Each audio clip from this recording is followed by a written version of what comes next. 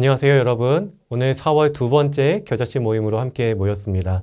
오늘 함께 나눌 말씀은 마태복음 7장 15절부터 23절까지의 본문입니다. 함께 말씀을 읽어보시고요. 함께 말씀에 대해서 나눠보겠습니다. 오늘 마태복음 7장 15절부터 23절까지의 말씀은 예수님께서 마태복음 5장부터 시작했었던 산상수훈의 마지막 본문입니다. 예수님은 마태복음 5장부터 7장까지 산상수훈에 대해서 말씀하시면서 율법에 대한 새로운 해석과 또 우리가 예수 그리스도를 믿는 제자로서의 삶이 어떤 삶인지에 대해서 말씀하십니다.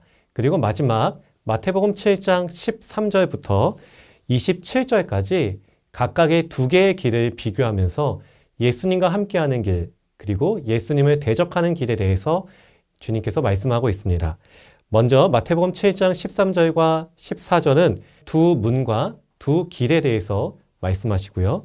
마태복음 7장 15절부터 20절까지는 두 종류의 선지자, 그리고 21절부터 23절까지는 두 종류의 제자, 마지막으로 24절부터 27절까지는 두 기초에 대해서 주님께서 말씀하십니다. 영원한 생명의 길은 오직 예수 그리스도로만 말미암기 때문에 그 길은 넓지 않고 좁은 길이고 그 문은 좁을 것입니다. 하지만 많은 사람들은 넓은 길로 가기에 생명의 길로 인도하지 못함을 받는다라고 말씀하셨습니다. 또 겉으로는 경건한 것처럼 보이지만 또 겉으로는 능력을 행하는 것처럼 보이지만 실상은 거짓 선지자요 거짓 제자들이 있을 것이다 라고 예수님께서 말씀하셨습니다. 이 사람들은 비가 내리고 창수가 나고 바람이 부는데도 불구하고 반석 위가 아니라 모래 위에 집을 짓는 어리석은 사람들과 같다라고 주님 말씀하셨습니다. 여러분 나눠드린 교재 2페이지를 보시면요. 예수님께서 제자들과 종교 지도자들에게 두 종류의 선지자와 두 종류의 제자를 말씀하시면서 예수님과 함께하는 길과 또 예수님을 대적하는 두 길에 대해서 너는 어떤 길을 선택할 것인가? 우리 겨자씨는 어떤 길을 선택할 것인지에 대해서 주께서 묻고 있습니다. 예수님은 선지자라고 하는 사람들이 또 제자라고 하는 사람들이 행하는 능력보다 그들의 삶을 통해 맺어지는 열매를 통해 그들을 알게 될 것이라고 말씀하십니다. 선지자와 제자가 살아가는 삶이 다른 사람들에게 어떤 영향을 미치는지, 그 사람의 삶을 통해서 나 자신이 어떻게 변화되어지고 그 사람과 만나는 사람들이 어떤 삶의 변화를 경험하게 되는지, 그 열매를 통해서 그 사람이 어떤 사람인지를 알 수 있다는 것이 예수님의 말씀입니다. 그래서 예수님은 거짓 선지자와 거짓 제자가 아무리 예수님의 이름을 말하고 능력을 행하고 이적을 행한다고 한들 예수님은 그들을 나는 알지 못한다라고 말씀하실 수도 있다는 것이죠. 비록 우리가 이 땅에서 살아갈 때 거짓 선지자와 거짓 제자를 분별하지 못한 채 그들 가운데 나타나는 능력을 보고 현혹될 수도 있습니다. 하지만 예수님은 마지막 날에 모든 사람들 앞에서 하나님의 심판대 앞에서 그리스도의 심판대 앞에서 우리가 어떤 동기로 그런 일들을 행했는지 우리가 누구의 제자로 살아갔는지에 대해서 모든 사람들 앞에 보여지게 될 것이다. 나타나게 될 것이라고 말씀하셨습니다. 오늘 본문을 하나씩 살펴보겠습니다. 마태복음 7장 15절부터 20절까지는 두 종류의 선지자에 대해서 말씀하는데요. 먼저는 거짓 선지자에 대해서 말씀합니다. 예수님께서 경고하시는 거짓 선지자들은 양의 옷을 입고 양의 탈을 쓰고 살아가는 사람들이었습니다. 그러나 그들의 본 모습은 노략질하는 이리와 같다고 주님 말씀하십니다. 사도 바울이 사도행전 20장에서 밀레도에 머물면서 에베소 교회의 장로들을 초청해서 마지막 당부의 말씀을 전하는데요. 사도 바울이 마지막으로 전한 말씀 중에 교회 안에 침투해 양떼를 공격하는 사나운 이리와 같은 거짓 선지자들을 경계해야 한다고 사도 바울이 전했습니다. 그만큼 초대교회, 예수님 당시뿐만 아니라 초대교회, 그리고 오늘날 우리가 살아가는 이 시대에도 양의 탈을 쓰고 양의 옷을 입고 성도들을 노략하고 공격하고 결국엔 지옥의 길로 인도하는 거짓 선지자들이 있다는 것을 우리가 분별할 수 있어야 한다라는 말씀입니다. 비록 그들이 겉으로 드러나는 옷으로 인해서 우리가 교회 안에서 그들을 분별하기는 쉽지 않지만 예수님께서 알려주신 방법이 있습니다. 그것은 그들의 열매를 통해 알게 된다는 것이죠. 그럼 여러분 어떤 열매를 우리가 맺고 살아가야 되겠습니까? 어떤 열매를 통해서 이 사람이 주님께서 세우신 주님께 순종하는 선지자인지 아니면 거짓 선지자인지를 어떻게 구분할 수 있겠습니까? 저는 중요한 것은 그들의 입술을 통해서 전해지는 메시지만큼이나 그들의 삶을 통해서 드러나는 그가 전한 말씀대로 얼만큼 살아가고 있는지가 참 중요하다는 생각이 듭니다. 마태복음 7장 12절에는 무엇이든지 남에게 대접받고자 하는 대로 너희도 남을 대접하라 라고 황금률에 대하여서 주님께서 말씀하셨는데요. 우리가 남에게 대접받고자 하는 대로 내가 먼저 그런 대접을 행하는 그러한 삶을 살아가는 사람이 되어야 한다는 것이죠. 그렇다면 거짓 선지자는 어떤 사람입니까? 나는 그렇게 살지 않지만, 나는 그렇게 행하지 않지만 말만 행하고 겉으로만 거룩한 척하는 사람들일 것입니다. 또 한 가지 그들의 열매를 통해서 우리가 알 수 있는 것은 그들의 삶 가운데 드러나는 인격과 성품을 통해 알 수 있습니다. 예수님은 하늘의 영광을 버리시고 이 땅에 내려오셔서 자기 자신을 아낌없이 내어주시는 희생의 삶을 통해 하나님의 성품을 드러내셨습니다. 그렇다면 이 땅의 거짓 선지자들은 예수님을 따른다고 겉으로 표현을 하지만 그들의 삶에서 자신의 삶을 드리는 희생하는 삶의 열매가 없다면 우리는 그들을 경계하고 분별할 수 있어야 하는 것입니다. 두 번째는 두 종류의 제자에 대한 말씀입니다. 21절부터 23절까지인데요. 동일하게 교회 안에 거짓 선지자들이 있을 뿐만 아니라 거짓 제자들도 있을 것이란 말씀입니다. 거짓 제자들은 주여 주여 하면서 예수님의 이름을 부르고 또 예수님의 이름을 빌려서 그들이 능력을 행하고 권능을 행하고 귀신을 쫓아내는 그런 이적을 행할 것이다 라고 말씀하셨습니다. 그렇지만 주님은 내가 그들을 도무지 알지 못한다. 나는 그들과 상관없다 라고 말씀하시는 것이죠. 왜냐하면 하늘에 계신 아버지의 뜻대로 행하는 자라야 천국에 인도받을 수 있는 예수님의 제자가 되기 때문입니다.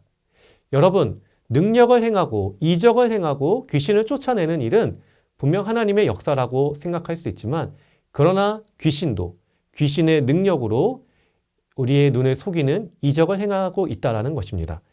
요한계시록 13장 14절 말씀을 제가 읽어보겠습니다. 짐승 앞에서 받은 바 이적을 행함으로 땅에 거하는 자들을 미혹하며 땅에 거하는 자들에게 이르기를 칼에 상하였다가 살아난 짐승을 위하여 우상을 만들라 하더라. 요한계시록 13장에는 짐승을 고발하는 사탄의 정체가 무엇인지를 고발하는 본문인데요. 짐승 앞에서 받은 바 이적을 행함으로 땅에 거하는 자들을 미혹한다. 짐승도 사탄도 이적을 행해서 땅에 거하는 사람들을 미혹한다는 말씀입니다. 그래서 우리가 주변에 이적을 행하는 것만으로 또는 기적을 행하고 어떤 능력을 행하는 것만으로 겉으로 드러나는 종교적인 현상만으로 그가 하나님의 제자인지 그가 사탄의 제자인지 구별하기가 참 쉽지 않다는 것이죠. 그래서 주님께서 말씀하신 것처럼 그들의 열매를 통해 그들을 알 수 있다는 것입니다. 우리가 거짓 선지자를 구별할 수 있었던 방법처럼 마찬가지로 제자들 역시 그들의 삶의 열매를 통해서 구분할 수 있습니다. 이 말씀까지 나누시고 한 가지 서로 겨자씨 안에서 나눠보면 좋겠습니다. 예수님께 순종하기보다 나를 자랑하고 드러내고 싶었던 경험들이 있다면 한번 나눠봅시다. 또는 나를 버리고 나를 숨기고 예수님을 먼저 나타내고 드러냈을 때 얻었던 승리의 모습들이 무엇이었는지 한번 나눠보시면 좋겠습니다. 마지막으로 성령의 열매를 맺는 삶에 대해서 나누고 마치겠습니다. 마태복음 7장 17절 말씀인데요. 좋은 나무에 맺어진 가지는 좋은 열매를 맺을 수밖에 없습니다. 여러분, 포도나무에서 포도 열매가 맺고 복숭아 나무에서 복숭아 열매가 맺어지는 것처럼 우리가 가지인 우리가 포도나무이신 예수님께 붙어 있을 때 우리는 예수님께서 맺으시는 아름다운 열매, 성령의 열매를 맺을 수 있다는 것입니다. 갈라디아서 5장 19절부터 23절까지는 육으로 맺어지는 열매와 성령의 열매에 대해서 목록을 나열하고 있습니다. 여기서 육으로 맺어지는 열매라는 것은 우리의 육신을 통해서 맺어지는 것이 아니라 예수님과 상관없는 예수님을 주인으로 삼지 않고 내 욕심과 내 탐욕을 따라 살아갔을 때 맺어지는 이기적인 삶의 열매를 가리킵니다. 반대로 성령의 열매는 내가 나를 죽이고 예수님을 주인으로 모시고 예수님을 따라 살아갈 때 성령께서 우리 삶 가운데 자연스럽게 나타내시는 성령의 열매를 말씀합니다. 우리가 거짓 선지자와 거짓 제자처럼 예수님의 이름을 부르면서도 우리의 속으로는 우리의 욕심에, 우리의 탐욕에 이끌려서 이기적인 욕망으로 인해 육신의 열매를 맺을 수 있다는 것을 스스로 경계하고 점검해 볼 수 있어야 합니다. 성령의 열매를 맺을 수 있는 이 비밀은 포도나무이신 예수님께 가진 우리가 잘 붙어 있을 때 성령께서 맺으시는 아름다운 열매를 맺을 수 있습니다.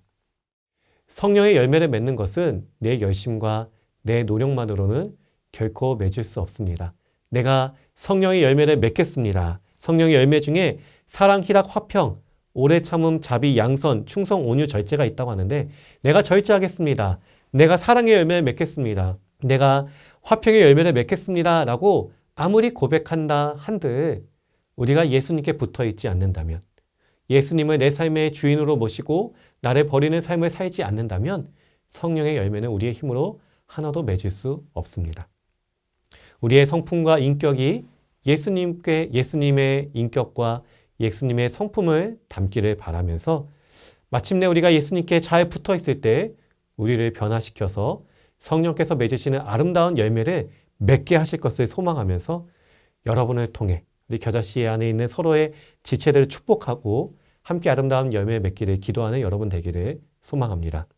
한 번 더 나눔하실 것은 성령의 열매를 맺는 삶을 가로막는 나의 소욕이 무엇인지를 고백하고 예수님을 통해 아름다운 열매 맺는 우리가 되기를 함께 기도합시다 인데요. 제가 이렇게 나눔의 제목을 정했는데 오늘 다른 목사님께서 너무 나눔이 부정적으로 이야기하는 것 같다라고 하셔서 이 나눔을 이렇게 바꿔보면 좋을 것 같습니다. 내가 맺기 원하는 성령의 열매가 무엇인지를 서로 돌아가면서 나눠보시고 그렇게 고백한 대로 예수님께서 그 열매 맺게 하시기를 축복하면서 함께 기도해 봅시다. 내가 맺기를 원하는 성령의 열매를 함께 고백하는 시간이었으면 좋겠습니다. 사랑하는 여러분, 오늘 마태복음 7장 15절부터 23절까지의 말씀을 통해서 우리가 교회 공동체 안에서 경계해야 할 거짓 선지자와 거짓 제자가 있음을 이야기했습니다. 우리는 그들의 겉모습을 통해서 그들을 분별하기가 참으로 쉽지 않지만 예수님께서 말씀하신 것처럼 그들의 열매를 통해서 그가 예수님을 주인으로 모셨는지 아니면 자기 욕심을 따르는 육의 사람인지를 구분해 볼 수 있다라고 알게 되었습니다. 사도 바울은 사랑하는 아들 디모데에게 경건의 모양은 있지만 경건의 능력을 부인하는 자들을 멀리하라고 말씀했듯이 우리가 겉으로 드러나는 경건의 모양보다 중요한 것은 예수님을 통해서 예수님의 열매를 맺고 살아가고 있는지가 더 중요하다는 것입니다. 우리가 어떤 삶을 살아가게 될지, 우리 앞으로 어떤 걸음을 걸어가게 될지, 또 우리가 어떤 환경에 처하게 될지는 아무도 알 수 없지만 우리가 어떤 상황에서도 성령의 열매를 맺는 것은 우리가 예수님께 붙어 있을 때 주님은 우리를 통해서 주님의 성품의 열매, 주님의 인격의 열매, 자기 자신을 버리시고 하늘에 소망을 두고 마침내 십자가로 말미암아 하나님의 구원의 승리를 이루신 예수님의 삶의 열매를 우리 삶 가운데 맺도록 인도해 주실 것입니다.